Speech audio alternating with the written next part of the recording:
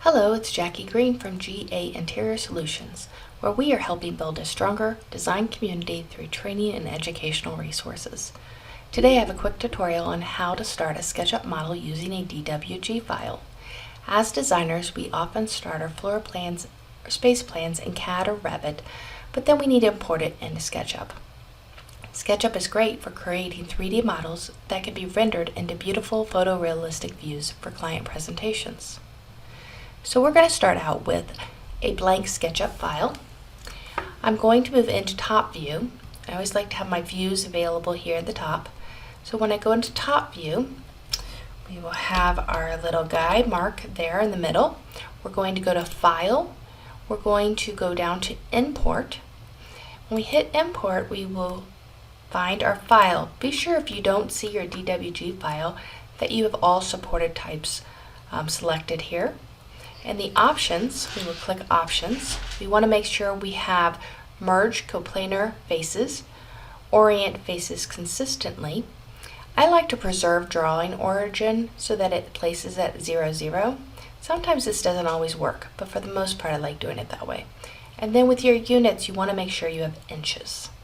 Once you've selected all those areas, you can go ahead and say OK, and then say Import. It'll take a second, you'll get these results and it shows exactly what it imported. If I hit close there is my floor plan. Now before I get started with anything else, I want to clean up my layers. So when I go over here to my default, I have several layers here that have come over from AutoCAD. So I'm going to select all those by clicking the first one, holding Shift and clicking the last one, and I'm going to hit the delete layer. Now be careful here, we want to delete the contents to the default layer, the first option. Make sure you don't delete the actual content. We're going to say OK. Now everything is on layer 0. I'm going to create a quick layer. I'm going to call it my floor plan.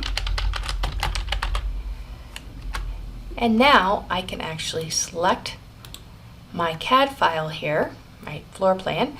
I can then use the entity info, select, put it on my floor plan. I know it's there because if I turn off that floor plan, he disappears. But he's there. The last thing I'm going to do is I'm going to select him, right click on it, say lock, and that way I don't accidentally move him, move the floor plan, make an adjustment that I wasn't really intending, or accidentally deleting. That's all we have for today. I hope you found this video helpful. Want more help with SketchUp? Check us out at gainteriorsolutions.com. We are adding new tutorials every week.